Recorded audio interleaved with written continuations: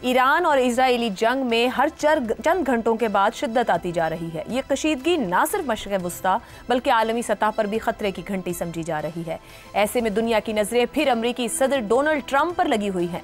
मशरिक़ वुस्ता के हर बहरान की तरह इस बहरान में भी अमरीकी सदर के किरदार और मुमकिना ऑप्शन को अहम करार दिया जा रहा है।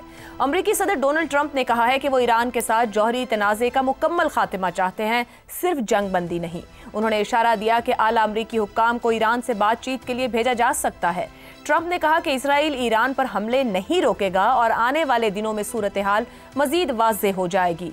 ट्रंप कह चुके हैं कि ईरान जौहरी मुआहदे के लिए तैयार हो जाए, तो दूसरी तरफ उन्होंने इसराइल के हमलों की तारीफ करते हुए ईरान को खबरदार भी किया कि अगर वो डील के लिए तैयार ना हुआ तो मजीद तबाही के लिए तैयार रहे। ट्रंप की खारजा पॉलिसी का महवर बज़ाहिर डील मेकिंग और अमेरिका फर्स्ट के नजरियात रहे हैं। उनका कहना है कि ईरान को एक वाकई मुआहदा चाहिए ताकि वो मुकम्मल तबाही से बच सके। खारजा पॉलिसी के बाज़ अहम मामलात पर ट्रंप की इंतहाई गैर संजीदा अप्रोच दुनिया के लिए नई नहीं है। इसराइल ईरान हालिया जंग शुरू होने के बाद से लेकर अब तक ट्रंप के मौक़िफ़ में वाज़ेह तज़ादात पाए जाते हैं। दूसरी जानिब रिपब्लिकन पार्टी में दो मुख्तलिफ आरा पाई जाती हैं। एक धड़ा इसराइल की मुकम्मल अस्करी हिमायत का कायल है और चाहता है कि अमरीका ईरान पर बराह रास्त हमला करे, जबकि दूसरा धड़ा जंगी पॉलिसी का मुखालिफ है और अमरीका को मशरिक़ वुस्ता की दलदल में मजीद धंसने से रोकने की हिमायत कर रहा है। अमरीकी कांग्रेसमैन में एक नया महाज खुल चुका है। डेमोक्रेट सेनेटर टिम केन और सेनेटर सैंडर्स की जानिब से ऐसी करारदादें पेश की जा चुकी हैं जिनके तहत सदर को ईरान के खिलाफ किसी भी फौजी इक़दाम से कबल कांग्रेस से मंजूरी लेना लाजमी होगा। इस सारी सूरत हाल में ट्रंप के सामने चार मुमकिन रास्ते हैं। पहला, ईरान के साथ जौहरी मुआहदे की बहाली और सिफारतकारी। दूसरा, इसराइल को दिफाई मदद जारी रखना। तीसरा, ईरान पर बराह रास्त हमले की इजाज़त देना। और चौथा ऑप्शन, मुकम्मल गैर मुदाखलती पॉलिसी इख्तियार करना है ताकि अमरीका किसी नई जंग में ना उलझे। फिलवक्त ट्रंप की पोजीशन मुज़ाकरात, ताकत और सबसे बढ़कर तज़ादात पर खड़ी दिखाई दे रही है।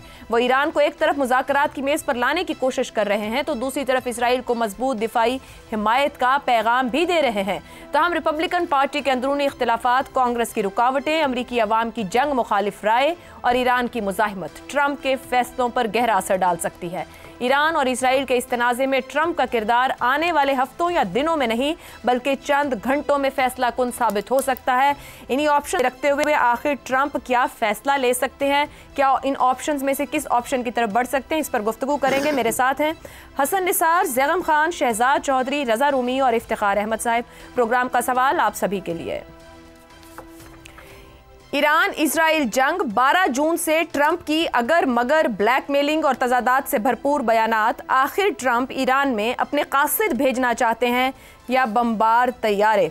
शहजाद चौधरी साहब, ट्रंप कभी कहते हैं कि ईरान से मुज़ाकरात नहीं चाहते, कभी कहते हैं मुआहदा होगा, कभी कहते हैं नहीं होगा, कभी कहते हैं सीज़ फायर नहीं, कुछ बड़ा करना चाहिए, हमला इजराइल का हक है, तेहरान को खाली कर दें। क्या करेंगे ट्रंप?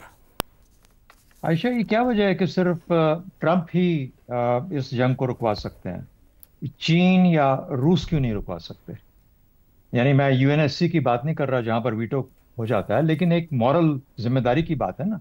तो हम रूस और चीन से क्यों ये तवक्को नहीं करते कि वो जंग को बंद करवाएंगे? इसलिए कि इसराइल के पास उनका कोई असर रसूख नहीं है। रूस कहता तो है कि मेरे तल्लुकात ठीक है किसी हद तक, लेकिन वो रूस की सुनेगा नहीं, क्योंकि रूस तो खुद यूक्रेन के अंदर कॉम्प्रोमाइज है एज एन एग्रेसर उनकी नजर के अंदर, तो इसलिए वो उसकी बात तो नहीं मानेंगे।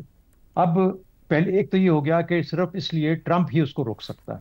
दूसरी बात कि इसराइल ने ये हमला ईरान पर क्यों किया था? क्या ये ट्रंप की मर्जी के बगैर हुआ था या अमेरिका और इसराइल की एक अपनी सोच, जियोपॉलिटिकल सोच ऐसी थी जो कि यकजा हो गई और यकजा थी, जिसकी बुनियाद पे ये फैसला? वरना इसराइल तो बहुत अरसे से ये हमला करना चाहता था, लेकिन अमेरिकी हुकूमतें ऐसी थी जो कि उसको रोक रही थी। ये एडमिनिस्ट्रेशन समझ दिया कि नहीं, हमें इस मामले को किस तरफ लगाना चाहिए। तीसरी बात कि ईरान अकेला क्यों महसूस कर रहा है? बेशक हमसे, हमारे मुल्क में से कुछ आवाज़ है, कुछ और मुल्कों से आवाज़ जाती है, इसलिए कि हम इसराइल को फ़लस्तीन के कॉन्टेक्स्ट में देखते हैं। लेकिन जब आप एक रियल पॉलिटिक के अंदर जियोपॉलिटिकल के तरीके से देखा जाए तो फिर ईरान और इसराइल का जो मसला है वो सिर्फ इन दो का मसला भी नहीं है, ये ईरान और मशरिक़ वस्ता के बाकी इस्लामी ममालिक का भी मसला बन जाता है। तो जब इस किस्म की तफरीक आपके इस्लामी ममालिक में हो जाए तो जाहिर है कि वो धड़ा जिसकी बुनियाद पे ईरान के लिए कोई ना कोई थोड़ी सी एफर्ट की जा सकती थी, वो कमज़ोर होता हुआ नजर आता है। दूसरी बात, जो अहदाफ थे जिसकी वजह से ये हमला किया गया या जो हमला हुआ, ये कोई ऐसी एकदम से तो स्टार्ट नहीं हुआ, ये तो बहुत देर से ये प्लान था। तो उन्होंने जब अहदाफ अपने हैं, वो अहदाफ क्या हासिल कर लिए? आपका सवाल ये है कि क्या वो बम्बार भेजेगा या कासिद भेजेगा? ट्रंप बम्बार भेजने के बाद कासिद भेजेगा, क्योंकि उसने उस लेवल पे लेके जाना है, ईरान को कमजोर करना है, ईरान को मजबूर करना है, जहां पर ईरान खुद बोले कि अब जो आप कहेंगे मैं आपकी बात मानने के लिए तैयार हूं। ट्रंप ने तो कहा था ना कि 60 दिन के अंदर तुम्हें मैं मौका देता हूं, कोशिश कर लो मेरे साथ एक डील करने की। 61वें दिन पे इसराइल ने हमला कर दिया, 60 दिन के जो ही 60 दिन खत्म हुए। तो इसका ये मतलब है कि वो तो बिल्कुल उसके मुताबिक, प्लान के मुताबिक चल रहे हैं। अब वो न्यूक्लियर किस हद तक डिग्रेड होता है, रिजीम चेंज की कोई पॉसिबिलिटी बनती है या नहीं बनती, या तीसरी बात कि ईरान में कितनी सख्त है ये मार्च सहने की। हमने कल इस पे बात की थी, हमने कहा था कि ईरान में अगर मिसाइल उसके पास अवेलेबल है और उसी तरीके से जवाब दे सकता है, स्टॉक कितना है कि वो जवाब देता रहेगा 5-6 दिन के लिए, और वहां पर इसराइल के अंदर इतना नुकसान हो जाए कि इसराइल की बर्दाश्त से बाहर हो जाए, उसकी शहरी आबादी के ऊपर या उसके बाकी मामला के ऊपर, तो फिर हो सकता है कि वो खुद से पहले कह दें कि अच्छा हम मिलकर कोई बात कर लेते हैं। तो ये फैसला ये होना है कि क्या ईरान उस हद तक कमजोर हो पाया, हो जाएगा, हो सकता है, और अगर नहीं होगा तो फिर आपका अगले सवाल का जवाब ये आएगा कि ईरान और मजबूत होकर खत्ते के अंदर ऊपर आएगा। मेरा ख्याल है वो ये मार्च सहने के बाद और मजबूत होकर निकलेगा। लेकिन उनकी कोशिश ये है कि बम्बार भेज के इसको इतना कमजोर कर दो कि फिर उसके बाद फिर जब कासिद भेजें तो कासिद की आओ भगत के साथ बात मान लीजिए। दुरुस्त हो गया। हसन साहब, अगर बम्बार भेजेंगे तो वहां से भी बम्बार ही भेजे जा रहे हैं। ईरान भी तगड़े तौर पर खड़ा और कह रहा है कि आखिरी वक्त तक चाहे दिफा कर रहे हैं मगर जवाब भरपूर देंगे। ट्रंप कह रहे हैं तेहरान खाली कर दो। क्या किसी बड़े तूफान का पेश खैमा है अगर अमेरिका मुकम्मल तौर पर फ्रंट करते हुए जंग में कूद जाता है? देखें, इस तरह की सूरत हाल में प्रेडिक्ट करना तो खैर कम से कम मेरे लिए बहुत मुश्किल है और मैं ये रिस्क लूँगा भी नहीं। सबसे ज़रूरी बात है टू अंडरस्टैंड ट्रंप। एक इंडिविजुअल इस वक्त बहुत फैसला कुन हैसियत इख्तियार कर गया है। मेरा ज़ाती असेसमेंट ये है कि मैंने उसका वो ज़ोडिएक साइंस वगैरह, आप पढ़े लिखे लोग हैं, आप नहीं मानते होंगे, मैंने इस पर 20 किताब में पढ़ी हुई है। मुझे it makes a lot of sense to me.